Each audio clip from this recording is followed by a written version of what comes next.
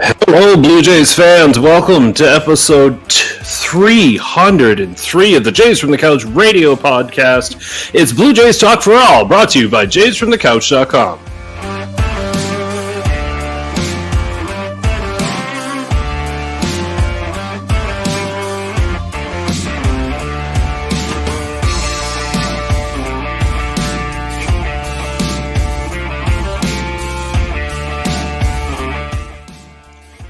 Hello, Blue Jays fans, and welcome back to another week of Blue Jays Talk. We've got a great episode for you, number 303 coming at you.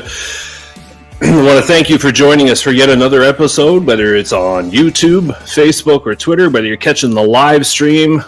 As we do this, send in your questions and comments. We'd love that interaction. We've got a great episode for you to chime in on, if you will. And whether you're listening to us live or on the audio podcast platform, we appreciate your tuning in as always. Thank you so very much. Excuse me. I'm your host as always, Shaun Doyle. You can follow me on Twitter at JFtC. We've got a great episode for you this week, number 303. We're going to talk about the All-Star break, the Toronto Blue Jays and where they are at the All-Star break, but it gets even better because we welcome Christian Rauh, the co-founder of Slasher Sports, back to the show for an All-Star break chit-chat. We're going to, our MLB segment, MLB Minute segment, we're going to discuss the ongoing attempts by Major League Baseball to make their product less boring. And we'll pick Christian's brain about All-Star selections, the playoff picture, and how his Orioles are winning so much. I'd love to hear that. And of course, we'll wrap things up with our fake news segment, which is always good fun. So, to help me do all of this, I couldn't, and I wouldn't do it without the co-hosts who are by my side every week. Firstly, the host of the On Fact Circle Tuesdays at 6 p.m. Eastern Time, Steve Feck. Good evening to you, sir. Good evening, Shaun. How are you? I am A-OK, sir. Just A-OK. I'm actually very excited about this episode this week. Christian's going to be a great guest, and I'm glad you could make it just under the wire. You must drive like my wife, sir. Well, I had to come back from, out at the All-Star game. I was meeting with GMs that actually listen to common sense, AA, Dave Dombrowski. I couldn't help but notice that Ross wasn't there, but for some reason, he's just not returning your calls. I can't imagine why. I'm such a big supporter. It's true.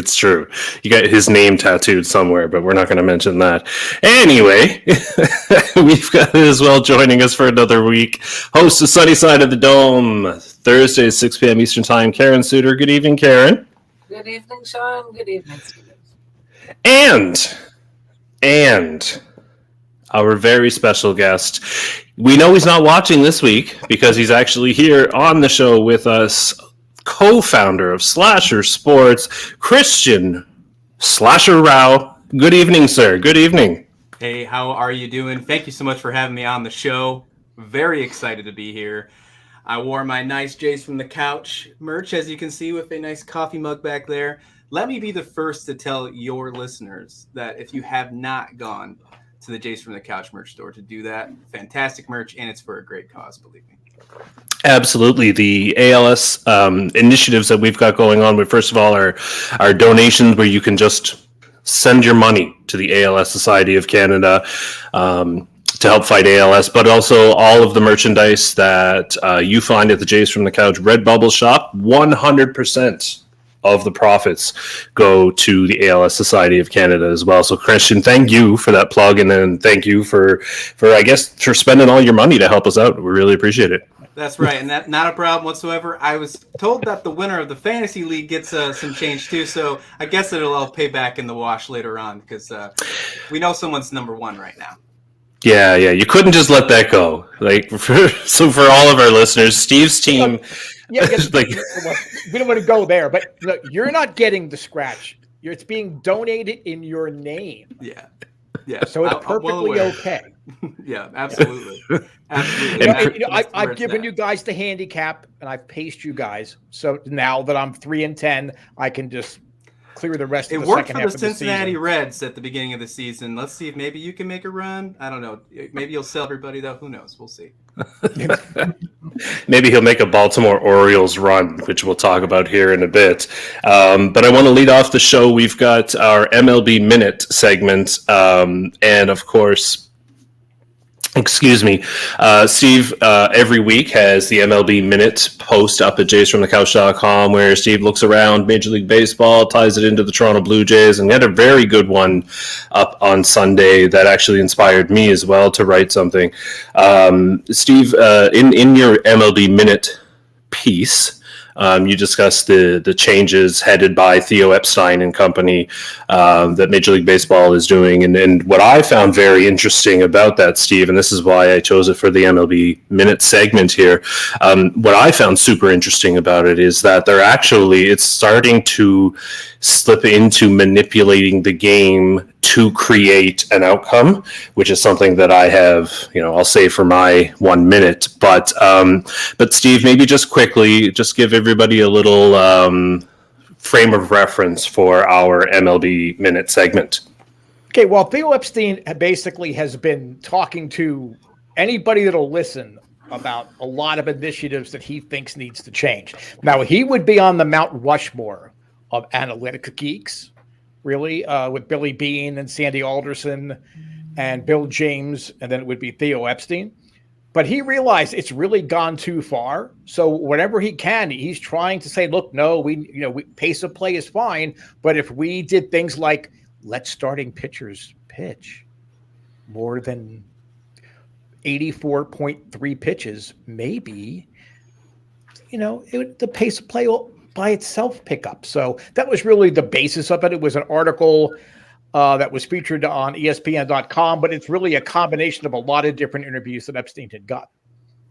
True. So, in typical Jays from the Couch MLB Minute fashion, we'll go around the horn here, and each of us will get 1 minute to discuss and weigh in on this particular topic, the changes that MLB is trying to experiment with and whatnot. And Christian, as our guest, I would be honored if you would lead us off, sir. All right. Fantastic. Well, I guess start the clock, my friend. It begins now. Well, first things first, the MLB should not manipulate the outcome of a ball game just to increase their bottom line, because that's a problem. We've seen it with the spoiled front office take away from the game that we grew up to love for so long. And honestly, I'm tired of it. In the article that I was reading on JaysFromTheCouch.com, you mentioned the Jesse Rogers piece from last year. And I remember that piece, him calling the DeGrom versus Musgrove a boring game because of all the strikeouts. Come on. That's just a narrative that they want to push. Some of the best games that I've ever seen in person are low-scoring games. There was a game in Atlanta, 1-0. It was a rain delay. I drove 11 hours for that one. But unfortunately, those are the type of games that the league's trying to get rid of. They believe there's an unfair advantage in favor of pitching. And to get rid of the sticky stuff, fine. That's okay. But adding a manipulated strike zone to benefit the bats is only going to make the game more boring. To me, there's nothing more boring than a game that's being so predictable. How's that for time? You have a second to spare. All right. Well done. You must have rehearsed that to come in right under a minute. In the mirror. You ever see like the little giants where he's flexing? That was me. That was me. Amazing. This is the power of Jays from the Couch right there. All right, Karen, I'm going to come over to you for 1 minute on the MLB manipulation. Right. Yeah. I mean, there's so many different ways to look at it, because myself, I'm a baseball fan, and that, to me, that means I can enjoy a game that's 2-1. I can enjoy a game that's 10-9, because pitching is interesting to me, and so is hitting. It's all part of this game. Now, there's enough people that I've talked to that, for whatever reason, seem to prefer the higher scoring games. And I understand what you're saying, that we know that these owners, do they care about this game? Really, they care about their bottom line. But the two kind of do go hand in hand, because if they want to keep making money from baseball, baseball has to survive and thrive. And you need that audience, and you need that younger audience, because those of us that are getting a little older, well, we're not going to be there forever. Not that I want them to manipulate things.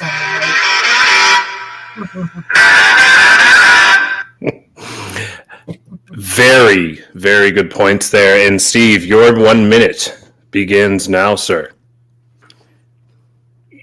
People seem to be surprised that owners are up to these kind of things. This has been going back to the beginning of professional baseball.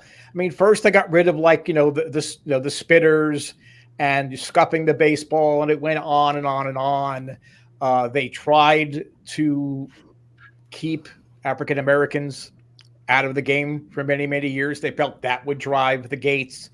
Then you went through, the golden era, but then you had a problem because by 1968, pitchers like Bob Gibson had 1.18 ERA. So, we have to lower them out. That's given them an advantage. This is really never going to stop. But thankfully, we have people like Theo Epstein who are putting out theories saying, look, the game was fine for all of these years.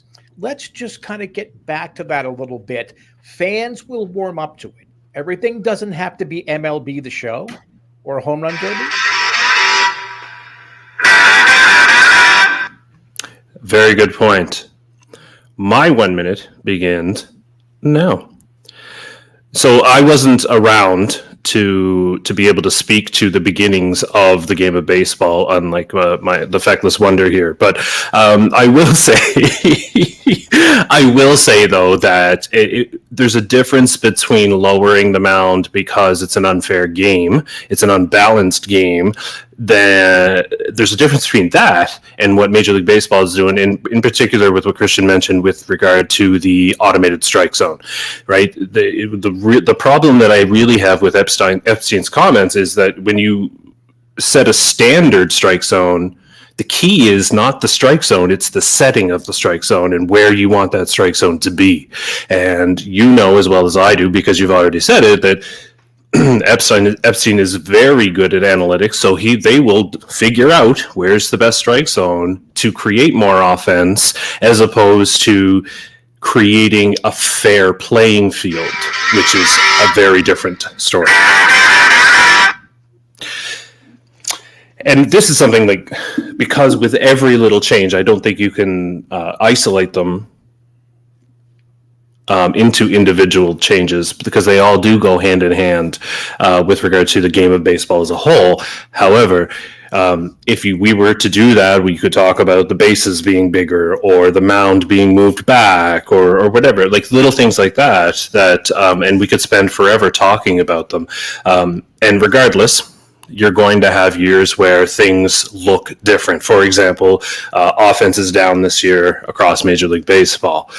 That's a problem for the powers that be, because apparently they're still stuck in the 80s and 90s, I think, with the chicks dig the long ball kind of mentality, where you got to hit home runs and it doesn't matter if people are juicing up to do it, because that's what brings the butts in the seats. And I think the real issue too, one thing that one of the reasons why I'm so happy to have Christian here is because I think that we, as older fans, I think we have a responsibility, as Karen said. I think the responsibility falls on us to share how beautiful this game is. One of the ways you do that is by going to the ballpark. Problem is, going to the ballpark, you have to take out a second mortgage in order to bring the family, right? And that's the one thing that really rubs me the wrong way, is that the becoming, and you know what? In professional sports, becoming a fan is becoming more out of reach for a lot of people. And I think that's what's really behind all of this for me anyway. But the good thing is that Christian's here, so we can get a kind of a more global picture and discussion about baseball itself, because Christian does a great job over at Slasher Sports of talking about Major League Baseball in general. And so that's really kind of the focus of our show today.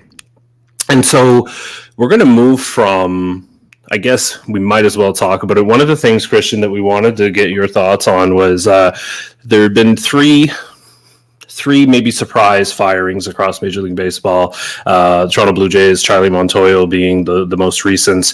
Los Angeles also fired their guy, and Philadelphia finally got rid of Joe Girardi. So I guess, Christian, in your initial, when you see these things, managers being fired, in particular the case of the Toronto Blue Jays, where they're in a playoff spot, lofty expectations, and all of that taken into account, what are your thoughts on that? Well, I wasn't surprised at all because I've been following hashtag fire Charlie Montona from Steve for the longest time. I knew it was going to happen after being on the On Tech Circle, right? No, honestly, I was actually quite shocked, to be completely honest. It was hearing it on Steve's show the night before, definitely set a primer, that's for sure. But I really did not see it coming. I thought that, a team as much talent that this Toronto team has, although they are spending the most money they've spent in franchise history in this season, the expectations, I think, is what made Montoya leave. I know that there's some other rumors going across. You probably have those better than I do, following the team every day, about maybe there wasn't the right leadership. We've heard that, some Rosenthal wanted to send it right directly to maybe a possible replay call that Vladdy got mad at. I think that we're pushing a little too far on that moment. But regardless, the three managers that got fired, Montoya is by far the biggest surprise. Joe Madden was kind of a surprise just because of his name, and I believe that with the team that he had, he was doing well. If he walking with the bases loaded, I think definitely lit the fire on his hot seat. There is no doubt about that. If that's the manager that the Angels want to push forward, I think that ruins some kind of clubhouse mentality. And Joe Girardi was on the hot seat from the beginning of the season. His to me, I think, is the easiest understanding of a firing because he was already in a contract year. So it was a do or die year for them anyways. And, they needed to find something to get rid of him or to move forward because of all the money they also spent. So my biggest thing that I like, though, is that for the majority of these, 2 out of the 3, they've been great so far. With the exception of the Angels, Phil Nevin has not done well ever since that brawl. I think they're 11-23, if I remember correctly. They're not doing good with Mike Trout and Shohei Ohtani. I know Anthony Rendon is injured. That's unfortunate, but it's working very well so far for the Phillies. They're staying in the playoff hunt. They'll find a way to probably win 82-82 like they always do, and we'll call it a disappointing season for a team with that roster so good. But it seems like for the Toronto Blue Jays, and please tell me if I'm wrong, but what I see is that John Snyder was primed for this position. It seems like he was built up in the system to take over this job, and he is the guy that's going to lead them to the World Series. Was Montoya a placeholder, kind of like what they tried to do in Chicago before they moved to La Russa, which is not working? That's a whole nother story, by the way. But that's what I think about Schneider. I think Schneider really fits the bill with this young squad. Mm-hmm. And Karen, that's what I wanted to bring you in on, because I think Christian's got a point here, right? And we haven't, Jays from the Couch, we haven't talked about the Montoya firing since it happened. So for some people it might feel like old news, but I think it's a good time to talk about it because we've had the time to kind of digest all of it. Everything we've been hearing from every different direction. So Karen, I guess the first thing I wanted to ask you is just your initial thoughts on the Charlie thing. And then kind of the sub question of that is kind of to Christian's point, is that was this always the plan in Toronto? It just happened sooner than we might have thought. Yes, some interesting thoughts there. I mean, my first reaction was that I didn't like the firing and I didn't think it was fair, although I am very aware, as I'm sure we all are, that in pro sports, if a team underperforms, or in the Jays case, underperforms relative to expectations, that more often than not, the manager or head coach pays the price with their job. I mean, I was saying, I wonder how many times in the history of pro sports that the manager or head coach of a team that is currently holding a playoff spot gets fired. it's in a way it's kind of surreal. But I know there's lots of people. I'm very active on Twitter, and a lot of people that I follow really don't like Montoyo as a strategic manager. Myself, I thought his strategic in-game managing decisions were better than a lot of people seem to think. And I didn't really think the firing was justified from that standpoint of that he was a bad manager, that he was causing them to lose. I think the losses were pretty much on the players. But yeah, I mean, since then, there's been all kinds of talk about maybe he wasn't really holding the team accountable at times. And from what I've been hearing from Schneider, because they talked to him and he said, well, I wouldn't expect too many changes strategically. So read between the lines. Like he's talked about, I like to have fun. I like to keep everybody loose. That's the best version of the players, I believe. But I believe in accountability, and good for him. That's what he should do. But going back, rewinding a bit to the offseason after 2018, when John Gibbons was let go and there was the vacancy, I had no idea who Charlie Montoyo was. But in my head, I had two candidates that I was really hoping one of them would get the job, and John Schneider was one of them, because he's been in the Jays system. He's been a manager in the minor leagues. He's won championships in the minor leagues with this core of players. Yes, of course, they've added to it and so forth, but he knows these guys and he knows what does and doesn't work with them, and he's had success. So, I mean, I was happy enough that he was made bench coach. And was this always the plan? I don't know, maybe so. But, I mean, if they had to let Montoyo go, I'm really glad that Schneider is now in charge. And, I mean, I like what I see so far. I mean, yeah, they've won, since he's officially taken over, they're 4-1. But yeah, I like what I see from him, even videos of him addressing the team. To me, I think he's someone that commands respect. I mean, he's got all these years in the game, obviously, and just his presence. I mean, I met him at a couple of Winterfests, and to me, it's like if this man was my boss, I would listen to him. So right. And I think that's kind of like at the end of the day, I think that they wanted John Schneider. I think he was the one that they felt would lead the team to a championship. That's why he was on the bench. But Charlie Montoyo was the manager they needed to kind of get them to a place where they can contend, right? And his experience in developing young players in the Rays organization. Obviously, if you're going to have a guy come in, work on your young players, you might as well take one from the Rays organization because they're the best at it. But then when it became clear that, first of all, they're winning way sooner, right? Like, let's be real. They got a 2020. They made the playoffs, which wasn't expected. You can make the argument expanded playoffs and all of that helped it. But regardless, they still won the games. And so that was earlier than they were expected. Last year, 91 wins. I don't think anybody expected that from Charlie Montoyo. Take away the roster and then the Vlads and all of that. Charlie Montoyo, when like Karen, when you said, would you have thought if somebody had told you, we just hired Charlie Montoyo as the manager of the Toronto Blue Jays, and in 2021, he will win 91 games. Karen, would you have believed that? You know what? Yeah, I would have, because I've always believed in the talent that they've been assembling. I kind of felt like this would be their timeline. We always knew they were rebuilding in 2019. And I mean, even 2019 went better than expected, because they were terrible in the first half of the season. In the second half of the season, they were significantly better. And I expected improvements, and improvements happened. And yeah. Anyway, I think it could have been, I think with the talent that took over in that transition from after 2019 and 2020, and they couldn't help but win more games. Let's be real, right? You know, when you have Vlad and Bo and even Biggio to an extent, Oscar Hernandez, and all of them playing regularly and all of that stuff, you're going to win more games anyway.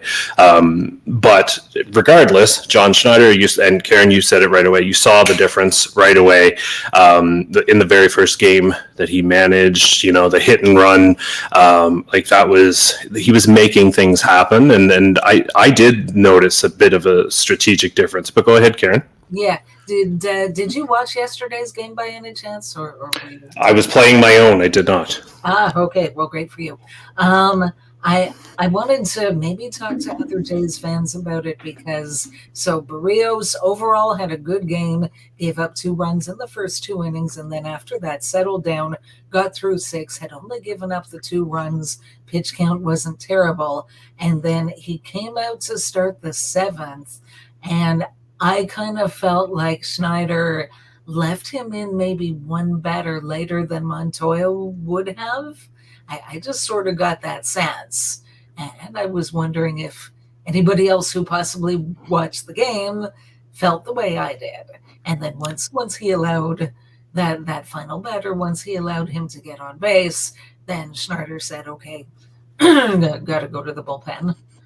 Yeah, I wonder how much of that has to do too with a manager trying to build a relationship with somebody that is new to him, right? Allowing him that extra, okay, we'll give you a chance, try the batter, you know what I mean? And that's what came to my mind. Right. Because when you have a veteran, Christian, that is a stud, right? That's, making top dollar and all of that stuff that Barrios is in the Blue Jays organization.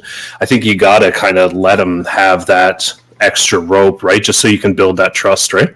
Absolutely. He's not looking to be the interim manager of this team. He's looking to, successfully get them to the playoffs, go back to the expectations that we all thought was going to happen this offseason, and so did all the draft odds or the betting odds, and get them back to where they need to be. He's looking for to be a contract extension to be the future manager of the Toronto Blue Jays. With that being said, he needs to build those relationships, and you putting him out for an extra batter to gain those trusts of someone who could arguably be known as maybe your ace at one point. I know Gausman's having a hell of a season, but you do that, especially with the questions surrounding the pitching staff and some of the woes that has put you there in the lower of the AL East right now. You got to find a way to make your pitching staff trust you. And I think that's a great way to start. Yeah, agreed. Now we've got my dog agreeing as well. Hopefully unanimous decision. There you go. The lunatic agrees as well. And we had a comment here on on YouTube. Sue is worried that Feck got fired because he suddenly left the show. Hashtag now. That's right. He is truly the shadow GM. You can't see him. That's right. But here he is. Welcome back, Steve. We were all worried about you, especially Sue. I can't help but notice that every time there's an opportunity, that big juicy fastball you talk about all the time, right down the middle, where I can criticize Charlie and call Ross a rodeo clown and compare him to Wile E. Coyote and all those bad designs he came up with all the time. Somehow my connection drops out. I'm on for hours and hours with, drug addicts and alcoholics, with 12-step programs, doing all kind of different things. But I can't talk about Charlie Montoya and Ross Atkins without Rogers somehow getting involved and cutting me off. They're listening. I was going to say, if you were in Canada, I'd ask if you were on, Rogers, but you're not. So. Oh, they have their ways. They have their ways. I was going to say, they shut down an entire country this past week. What do you think they'll do to you? Anyway, we're just joking. Rogers, love you. Anyway. One of the other things that I wanted to talk about was the All-Star selections, and we've got, I believe it's 6 New York Yankees, and it's looking like 6 Toronto Blue Jays as well. So there, New York, and your little obnoxious tweets, we have just as many, and ours are better. Just saying. Anyway, but. Christian, I wanted to throw it to you first with just regard to some of the overall kind of roster construction.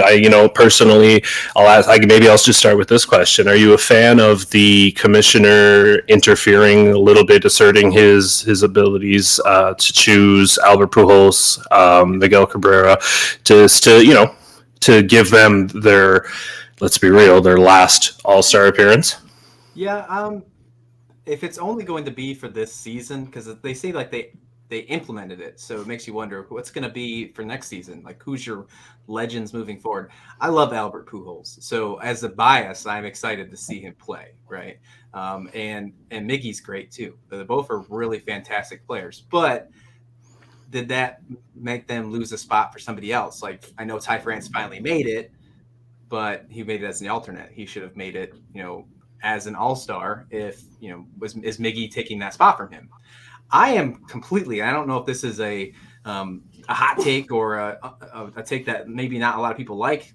I can't stand the vote. I hate it. I am not a fan of the fan vote whatsoever. I think that there should be one bat and one pitcher that the fans vote for each league. So four people get in on a fan vote, and then the rest are based on statistical based, maybe Fangraphs gets the sponsor or something, F-War, whatever it is, something, something, right? Yeah, something. I know, that was good. I like that. But with that being said, I'm not a fan of the fan vote. So some of these, you see a lot of Yankees and you do see a lot of Blue Jays, which is great because they are some good teams. But as someone who covers the entire league, if I want to watch 6 Yankees and 6 Blue Jays, I'll watch that 18 times a year, right? I want to see 9 from 18 players on the field from 30 different teams, subbing in. I like the fact that they do try to find one from every team because it helps all fans want to watch the game, but not by the fan vote. I don't like it. So I guess we can start there. Yeah, I think that's a great topic. So Karen, I'll throw it to you first. Your thoughts on, I guess let's talk about that, how All-Stars are selected and kind of after that, the Albert Pujols and Miguel Cabrera selections. Right. Yeah, I mean, Christian makes some very good points. And personally, when I'm voting for All-Stars, I try to take it somewhat seriously. I don't just go up and down the ballot and go Blue Jay, Blue Jay, Blue Jay, Blue Jay. Like, I try to vote for who I think is the most deserving that season. It's not my favorite player. It's not what he's done in his career, but I think the most glaring examples, I mean, there was one from years ago with Kirby Puckett, and I think this year with Fernando Tatis Jr., I mean, the player that's been injured and hasn't even played at all this season, and they've got all kinds of votes. Like, that says to me that a lot of the people who vote don't really take it that seriously. They're just voting for, it's like a popularity contest, or its own name recognition. I'm voting Fernando Tatis Jr. Yeah, I've heard his name. Vladimir Guerrero Jr. Yeah, I've heard of him. So I'll vote for him and him and him. And they're supposed to be really good. It's like in the article that I wrote about Espinal, that's for him to get in, like he isn't someone that was likely to get that kind of vote, at least not outside of Blue Jay fandom. I mean, people who aren't Blue Jay fans, if they're baseball fans, have you heard of Vladimir Guerrero Jr.? Probably.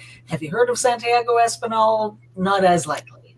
So yeah, it's it's unfortunate that it is what it is, because it tends to be, in a lot of ways, more of a popularity contest than not. But yeah, I mean, the selections of Cabrera and Pujols, I mean, maybe if they want to do something like that, maybe one per league, it could be added on, like once they've got their full rosters in place, which are hopefully established by merit, or for the most part by merit, and then if need be, there can be one like legacy ad per league. That, if you've got a veteran player that's been really, really good over his career, and especially in the case of these two, that it might be their last year, one last hurrah, one last chance for the fans to see some Hall of Famers. But yeah, like you said, I mean, for them to potentially take the spot of somebody who's actually deserving this year really isn't fair. Right.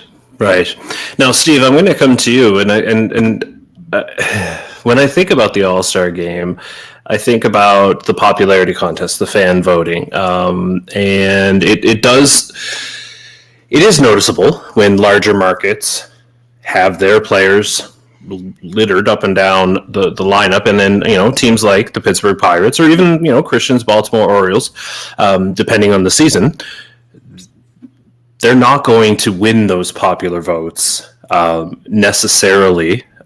So I guess, Steve, what is the alternative here? Like Christian mentioned, having by statistical merit. Okay, but again, Steve, stats lie, right? That's the nature of stats, and nobody can agree on statistics anyway. So do you want Major League Baseball and StatCast doing the all-star selection? Because once you hand over all-star selection to a bunch of guys with a calculator, you're kind of missing the bulk of your fandom. Am I right or wrong? Well, no, you're absolutely right. I mean, basically, I think there are certain numbers like WAR, ideally B WAR, not Fangraph WAR, but B WAR, which is based on actual on-field production and not made up situations. Well, if this player played with under the lights at 80-degree temperature all the time and the wind was blowing from right to left, well, then he would have this average. Those kind of things need to be put aside. But I think there can be a balance. And like Karen had pointed out, the deal with Tatis getting all of these votes and everything. In the old days, as you can tell by the gray hair, I was part of them. You had printed ballots. So you had to submit your names during spring training, one for each position from each team. And it was printed. So if somebody got hurt the first week of the year, you couldn't get the name off the ballot. And people were going to just casually vote for that player. It's all digital now.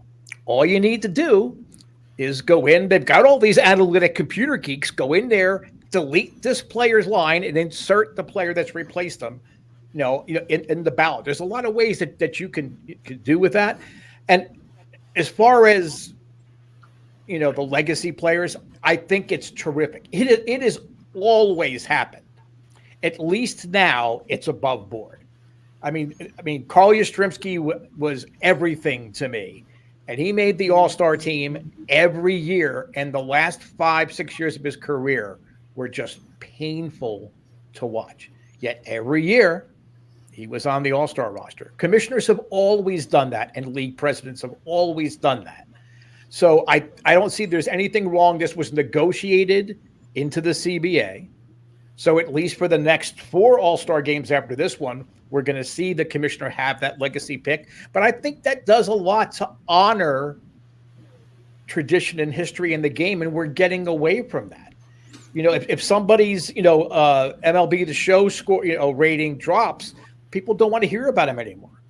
And that's wrong. So I think that's great. I actually was really happy to see that those guys were getting added. They were not taking a position away from players. They're going to still have their regular roster. And then just like they used to have honorary captains from retired players, in essence, now they're just having one legacy player from each league. And I think that's fantastic. Yeah, Steve, your point about I said this earlier in the MLB Minute, right? Your point about the historical appreciation for an Albert Pujols or a Miguel Cabrera. I still refer to one of the greatest things I've ever seen on a baseball field, Miguel Cabrera, way back with the Marlins on a 3-0 pitch, hit it into center field.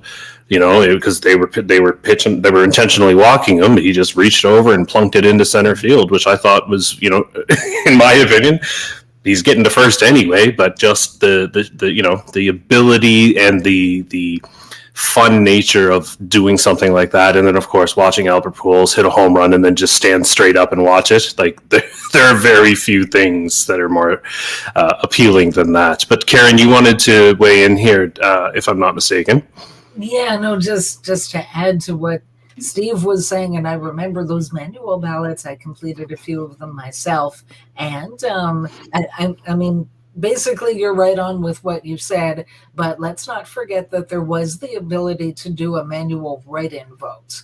So if someone was doing well on your team or on any team, and it's like he's not listed there, but I feel strongly enough, I want to vote for this person, that you could do so. There was a line for a write-in vote.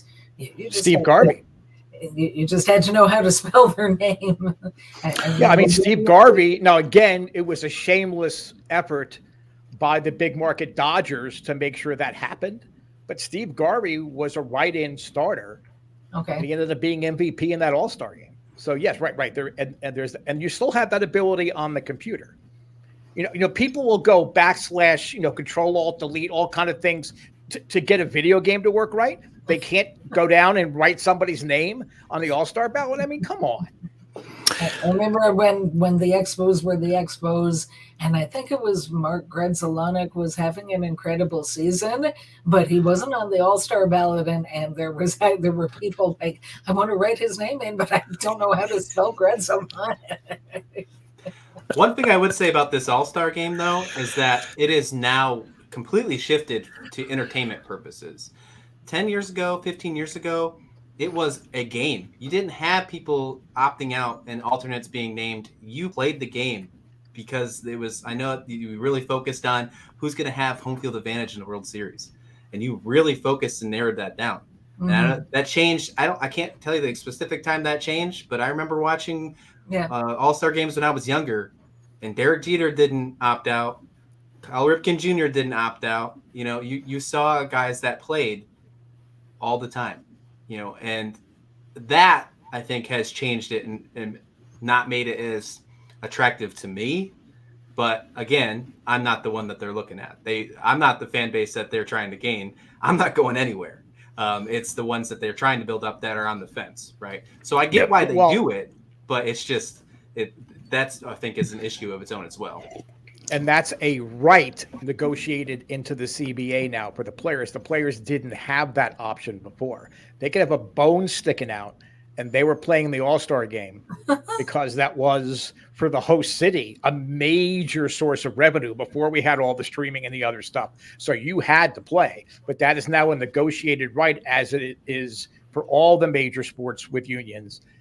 If you don't want to play in an All-Star game, you know, whether it be during the season or postseason, you have collectively bargained that mandate out. Right.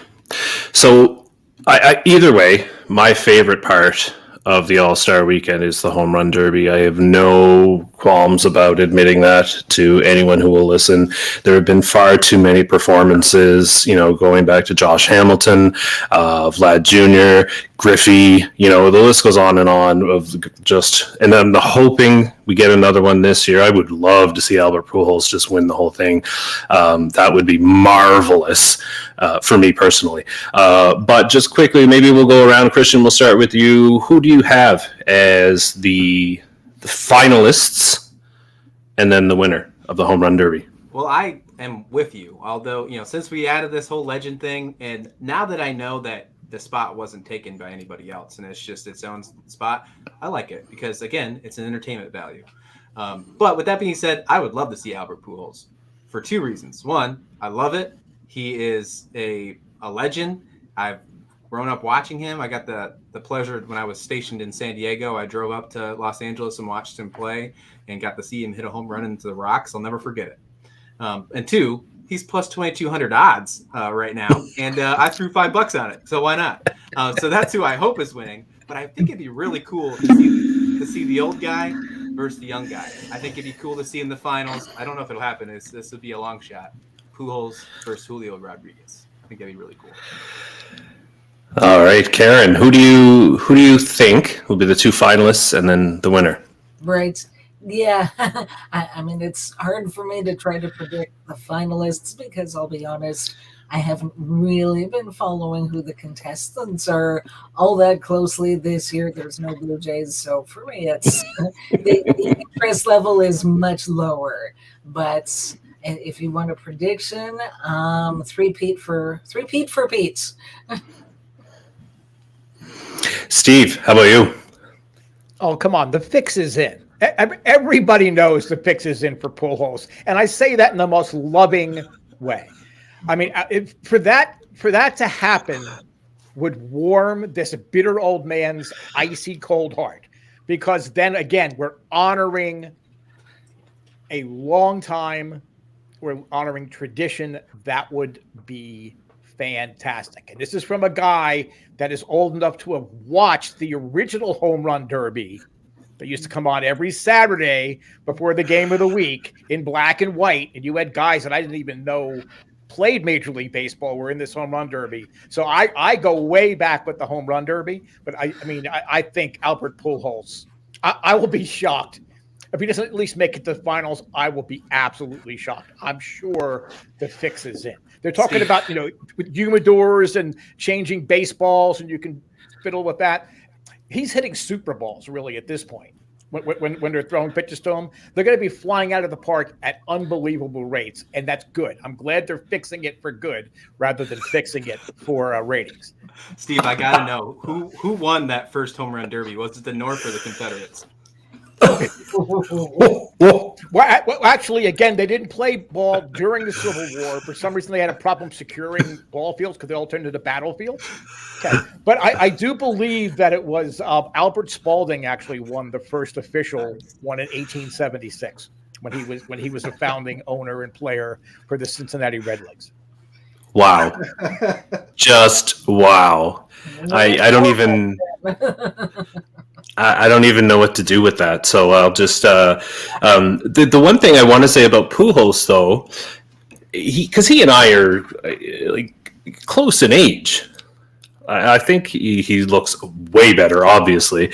But my thought is that if the rounds are timed, he's not winning, because one big home run cut from a 40-year-old body. Oh, it takes a long time to recover from that. So I think he's at a disadvantage. If they give him more time than to even it out, I think that would be fine. But Christian, I'm with you. I would love to see Rodriguez win that. I'd love to see the young guys come up, and I love his swing. It's very quick, which I think has an advantage for this contest as well. But of course, if Albert Pujols wins, then I'll be beside myself, and I can say that this year's All-Star break was a smashing success. Because I'll be honest, I don't really care about the game results. Anyway, I think it's a forced importance that Major League Baseball is trying to put on the game, because I think that's what they thought fans wanted. And now, as Christian said, I think that now they're realizing, no, they just want to show. Fans just want to show. So give them a show and just call it for what it is. Don't try and force some kind of okay. Sorry, I just got taken by a couple of comments here. I'm going to put them on now. I wasn't. Anyway, Christian says that the new baby is fascinated by Shaun's voice, which I think is just sad, really. Christian, I think you need to talk to your kid more. I'm not scaring him, is he? Am I? What's that? Am I scaring the baby? Oh, okay. Maybe. I'll let you know. yeah, please do. I would feel bad. And I do have to throw this up here. My kid is watching on a cruise ship heading to France right now. Ooh. Hey, buddy. Good to see you. He's not having a good time. Their cruise got cut short. Not the cruise itself, but their time with it. He and his grandmother, they both got COVID while there, so they're quarantining on a cruise ship. How's he enjoying his first ever fantasy league so far? Yeah, not. Mostly because I won't give him everyone I have. So, there's that. He thinks that because I'm his father that I will just bend over and give him everything. And I told him, no, it's not how this works. You got to learn the hard way. So, anyway. So All-Star Game. Now let's move into wrap this bad boy up here with some playoff picture projections or whatever have you. The AL East, first of all, Christian, I'm going to start with you because you're the guy who covers all of Major League Baseball, and I'm hoping you can explain this to me because the American League East, the Baltimore Orioles, first of all, okay, the Baltimore Orioles, how many in a row was it? 10. Like 12? 10. Seattle 10. Seattle had the longer streak, but 10 was Right. Baltimore. Mm-hmm. Right. And the Orioles are now right around 500 baseball. The Blue Jays are not much better. The Red Sox are somewhere in between them. What is going on, Christian, with this American League East? Because it is not and has not played out the way we thought it might a few months ago. Right. Absolutely. I thought that there was a very good chance that we could see 3 teams in the playoffs. I think that there's always a good chance that we can see 3 teams in the playoffs now, especially with the extra wild card spot. But these aren't the 3 teams that I thought would be there. I think that I was completely baffled. I was wrong about the Yankees. I thought the Yankees were going to be the 3rd best team in this division. I really did not expect to do, I don't know if anybody expected them to do as good as they are doing right now. And the sad thing is, they're not done. Before the trade deadline, August 2nd, they're only going to find a way to get better. I mean, we've seen it time in and time out by paying attention to the AL East. They don't settle for anything. Even if they're up 15 games in a division, they're going to go all in. So it's going to be very tough to even try and catch them. So now it looks like the other 4 teams, it's now all up to the wild card. And it's crazy to say that we're already talking about the only chances of the wild card at the All-Star break. I can't tell you the last time that I've even thought that about any division. Maybe the NL West a couple years ago when all it was the Dodgers. Maybe that's the last time. Right. But, the Orioles have been really fun. They've been really fun to watch. That team has been exciting, 10 in a row. Ever since Adley Rutschman's came up, they've had a winning record. The last time I checked, it was 31-10 since Adley Rutschman's came up. I'm sorry, 31-20 since Adley Rutschman's came up. And it's been really fun to watch this kid. He started off kind of slow. He's really starting to get it together. As someone who follows Baltimore a little more just based on locality, I do living really close to their AAA team in Norfolk Tides. That's where I really pay attention. Why I pay attention to the Orioles. Their first wave has started to get there, and what Mike Elias, the general manager, which Steve, I think you'd like this general manager. He makes really good decisions. The first wave is starting to come with Adley Rutschman. Now, Grayson Rodriguez, if he wasn't hurt, you're going to see a picture of DL Hall, who's going to come up, who to me, he throws nails. And there might be an opportunity to Baltimore make some kinds of move to the deadline. Maybe Trey Mancini won't be moved. So there's a lot of questions what's going to happen with the AL East. And then Toronto, I think you guys know this well, just is completely underperforming. Shaun, when you came over and we talked at the beginning of the season, I told you I thought that the Blue Jays were going to win the World Series. Now, they were my prediction to win the World Series. I thought they were going to be a team that was over 100 wins. I know the Feck You predictions had those as well. We had some up there. And then Boston, I can't really figure Boston out yet. I think Boston's a team that, they started off really slow, but Alex Cora just does something to that team. He's hate him or love him, same with AJ Hinch about everything that went down with the scandals, the cheating scandals, but he knows how to manage a ball club. And we've seen that time in and time out for the last couple seasons when he is the manager. And I think he's figured it out again. Rafael Devers is having a complete year. JD Martinez is stepping up. They're finding a way to get healthy again. And I think they might make a push. So this is the first time that we saw a AL East of 500 or above in July since 2012. And honestly, you can't even say it's a changing of a guard. Maybe like you'd like to say Baltimore stepping up above all these players. All of these teams are in a fantastic window to win. And then I didn't even talk about Tampa because that's exactly what everybody does with Tampa Bay. They sleep on them until the very end of the season. Everybody finds a way for the last few years to sleep on them. And we all know who's winning Rookie of the Year this year. It's Randy Arozarena. and then the Rays will find a way to make the playoffs as well. So the only baseball worth watching in the American League right now is AL East games because there's a possibility, a very strong possibility, that all the wildcard teams come from that division. Very, very true. Karen, when you look at this postseason picture right now, with the Blue Jays being where they are and in the context of the entire American League East. I want to ask you, Karen, if you were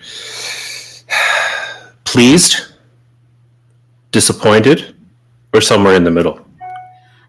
Somewhere in the middle, honestly. Like I said, I expected them to be doing what the Yankees are doing, running away with the AL East division, and they started off the season in first place. Unfortunately, they've floundered somewhat since then, but I mean the whole season they've been in a playoff spot. So to say, oh well, they've just completely been a disappointment, I don't agree with that. I just think that they've underperformed relative to very high expectations. But the season isn't done. They have another gear that we haven't seen. I mean, the offense has been good in periods of time. The rotation has been very good in periods of time. I remember just before the offense got hot, it was the rotation that was carrying them. And then the offense got hot, and then Kikuchi became Kikuchi again. And I mean, the bullpen started off the season red hot. They wouldn't have won much of anything if it weren't for the bullpen, because there was a short spring training, starters weren't stretched out, and they weren't going deep into games. They were burning out their bullpen, and it's not a surprise to me that a few of them just needed a break. They went on IL stints, and they've come back much stronger, I would say, between Mesa, Trevor Richards, and Jimmy Garcia. Like they're back to being quite effective. So I say add a couple of pitchers, add a very good rotation starting pitcher and a very good leverage relief pitcher, and watch them go. I still have very high expectations for October. So interesting. And Steve, in the interest of time, I'm going to kind of not ask you necessarily about the playoff picture itself, but we're going to use Karen's comment to segue into the upcoming trade deadline. And Steve, I just made this up on the spot, but it works so well because we're going to throw it to you to talk about what Ross Atkins is going to do to save this 2022 season, because let's be real, he's only got a couple of weeks to do it. Well, I'm sure he's going to try to do things. I mean, Karen says we should sign a bunch of pitchers. He's always signing pitchers. They all suck, but he's signing pitchers. He's bringing them in. Come on in. Sergio Romo, come on in. What? Hey, the kid from the Royals. Okay, the Royals were desperate for pitching. Have this guy in the minors. They DFA him. He's so bad. They still won't bring him up. But you know what? He's going to fit right into a playoff contender. Way to go. Way to go, Wile E. Coyote. No. There's going to be moves made, but I'm really concerned because a lot of the tiebreakers are going to come down to divisional record. And you've got the Yankees and the Rays. Actually, divisional record's not that much worse than the Yankees, so which is kind of surprising, So I'm starting to get concerned about whether whatever they do is going to hold off and have them hang on. I really do, but I have lost all faith in this front office's ability to fill holes when the pressure is on. In the offseason, signing free agents, Ross has been terrific. I don't think he got lucky with Barrios because the Twins were desperate sellers. I don't think he's going to be able to pull it off. And so far, when he's needed to fill those holes, he hasn't done it. He's dug holes. He hasn't filled holes. Interesting. So with that in mind, let's go around the table quickly, and Christian, we'll start with you. Who has the sexier, biggest splash at the trade deadline? New York, Boston, or Toronto? I really don't think we can count Tampa Bay in that, even though they have more prospect capital than they know what to do with. They just don't go big like that. They'll do something clever, sure. Maybe we'll include them and just say, Christian, who has the best trade deadline in the American League East? Well, it's hard not to say the Yankees because of just how we have seen them, Brian Cashman, how we've seen that team act the last few seasons. They did that last year with a team that is not even remotely as good as this year when they went and got Anthony Rizzo and Joey Gallo. I think Joey Gallo might actually be out the road because that didn't really work for him in the Yankee system. You see that sometimes happen. But I think they're going to find a way to find a big corner outfield. Maybe it'll be the Anthony Benintendi that everyone's looking for, if that's what you consider the big splash.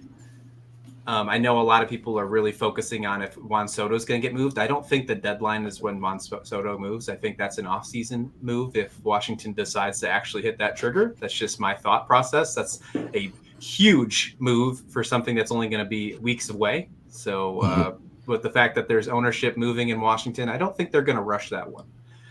So in my even though that you think something as crazy as Soto is going to happen, I don't think you're going to get that crazy. I think we're going to have a crazy trade deadline because there are a lot of minor league players that are very close to the Rule 5 draft, very top heavy because there was no Rule 5 draft.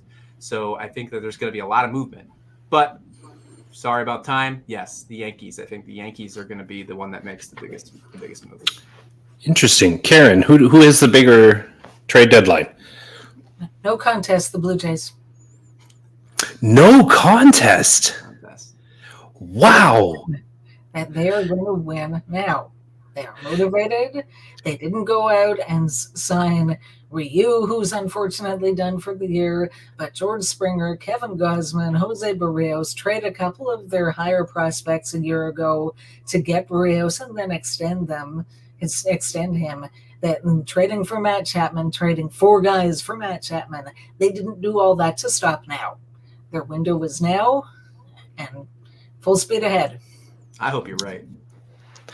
I just the conviction with which, Karen, you believe that's I can't tell if it's just hopeful or if it's like I'm missing something and I'm an idiot. You're just so confident in that, and that's what I just can't bring myself, and that's why I admire you sometimes. You're just all in on your belief because I can't get there, and I desperately want to. But Steve, I'll ask you, who has the bigger AL East trade deadline? It's going to be the Tampa Bay Rays because the Washington ownership situation dictates that Soto does get moved, and Juan Soto is going to Tampa Bay. Wow. Remember, you heard it here first. Juan Soto, the Tampa Bay Rays have such that their Double-A team could probably compete with most major league clubs that are not playoff contenders now. They were going to get Soto done, and Washington has to move him because this ownership situation is going to move quickly in the offseason, and they need that resolution. They need it resolved. Tampa Bay Rays are going to pick up Juan Soto. The Rays are going to bring up 9,000 more pitchers that we've never heard of that are going to end up striking out, 9 guys every 3 innings. It's the Rays. The Rays are going to make the big signature move because more than any other organization, they can. This is the first offseason that we did hear Tampa talk about making a big move. They did check in on Freddie Freeman. That is true. And if if there's an organization in baseball that has the prospect capital, the talent to trade for a Juan Soto, yes, the Rays are it.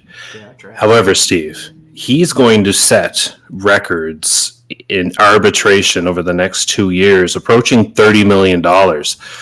Do we really think that the Rays are going to pay $30 million for only 2 years because he's going to be a free agent?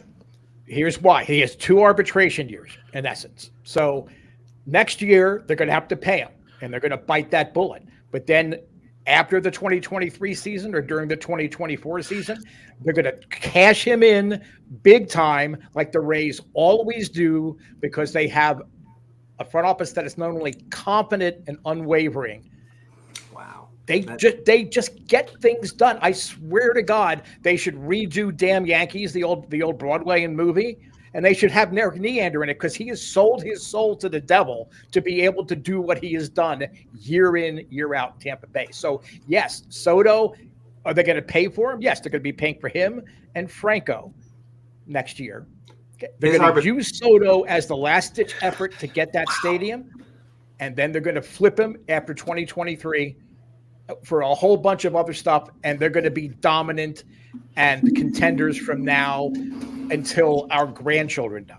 Man, that tracks. His arbitration year is only 17 million next year too, not 30 million. So yeah, that tracks. That's a really good take. I really like that one.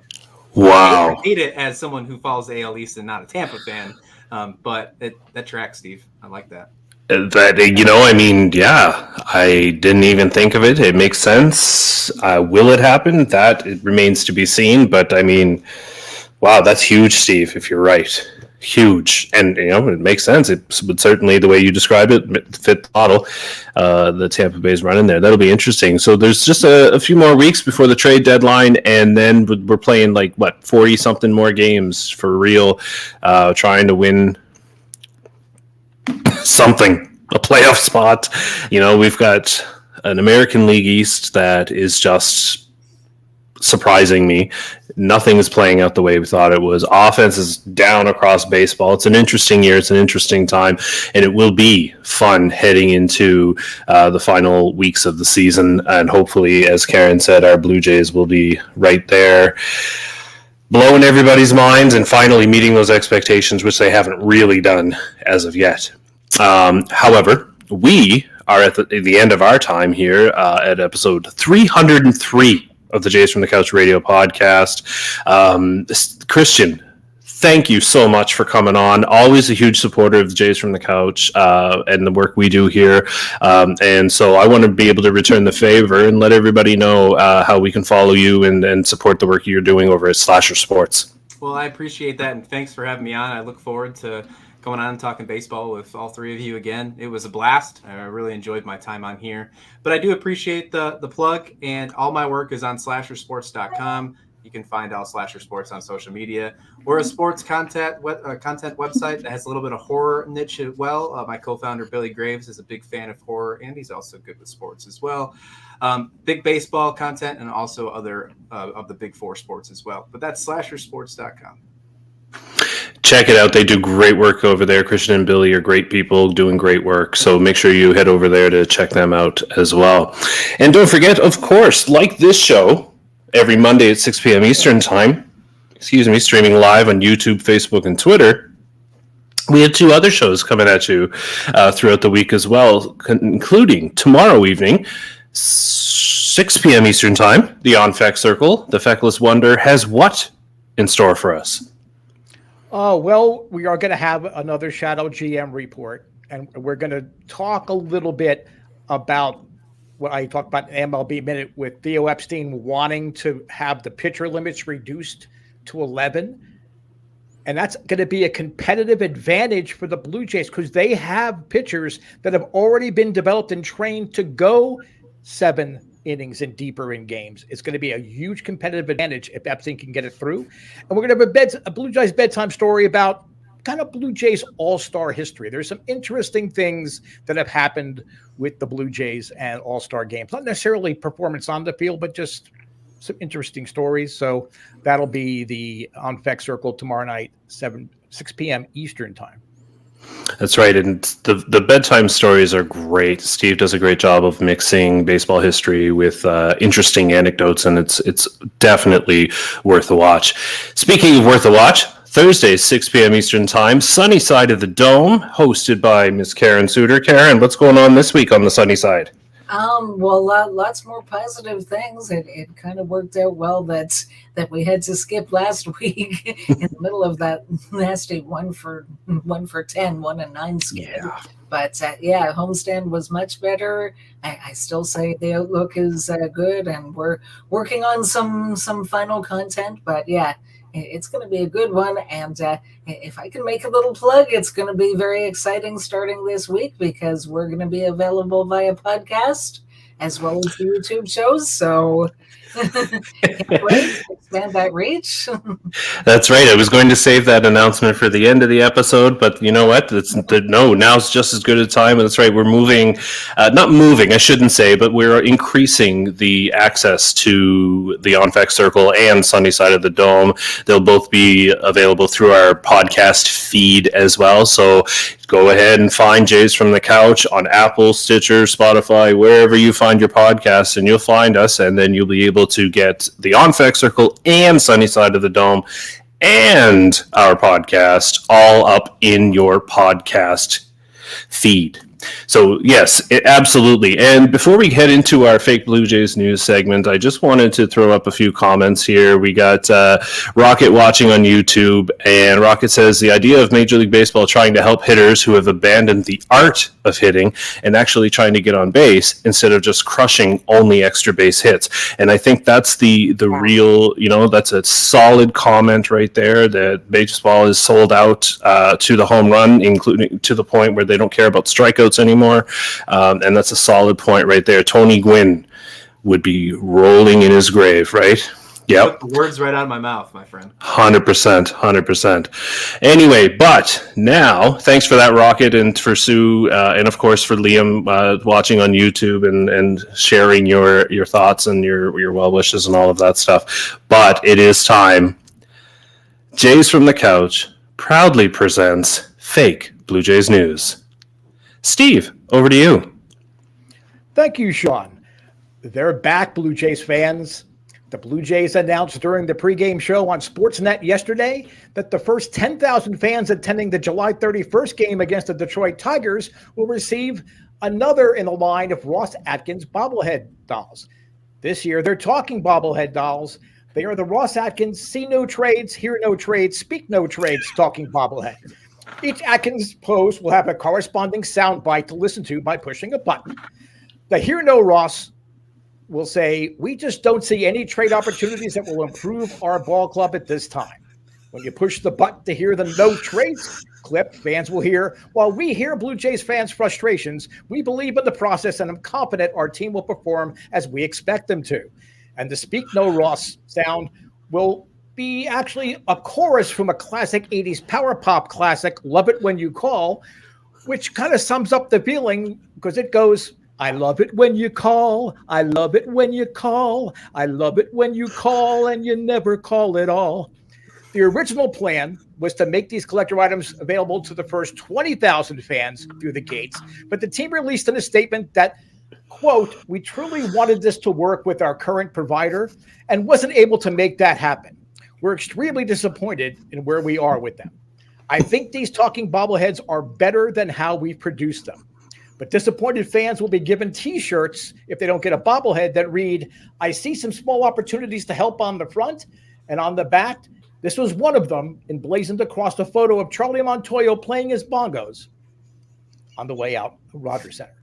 Over to you, Shaun. Voice of an angel. Voice of an angel, Steve. Oh my God. At first, when you mentioned the bobblehead, I thought you were going to say it was a bobble hand because he was scared to pick up the phone. But no, you went to a whole nother level, next level.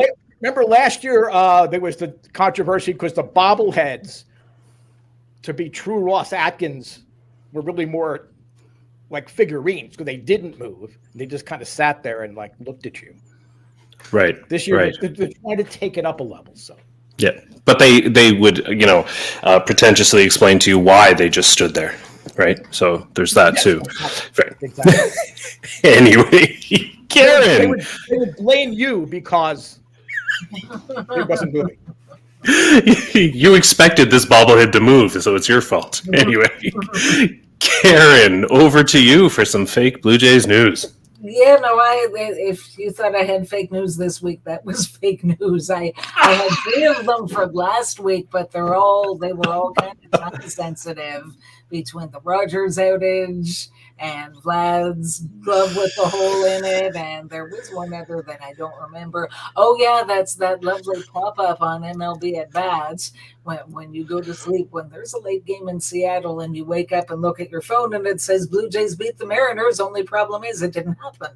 So whoever was running the at-bat notifications that day must have gotten confused, because Ryan Baracchi, former Blue Jay, got the win for Seattle, and Sergio Romo, former Mariner, got the loss for Toronto. But yeah, that was last week. They're all a little bit out of date now, so sorry about that. So there's another thing Major League Baseball could do to improve the fan experience. Get those scores right. Anyway, yeah, so we're out of time here on the Jays from the Couch radio podcast. We had a great time. We've gone a little bit longer, making our episodes just a little bit longer for all of your listening enjoyment. So I want to thank everybody for watching online on YouTube, Facebook, and Twitter, for subscribing on Apple and everywhere else you find your podcasts. Thank you so much. We really do appreciate the support. And of course, I want to thank, as always, my colleagues, Karen and Steve, but a very special thank you to Christian for joining us this week from his home in Slasher Sports. We really appreciate that, bud. And of course, thank you for all of your support that you've given us all the time. And everybody should be checking out Slasher Sports. Great work going on over there. So for Karen, for Steve, and for Christian, this is Shaun Doyle. You can follow me on Twitter at JFtC. I'm really hoping life gives you a juicy fastball down the middle, and you don't miss it. You all take care.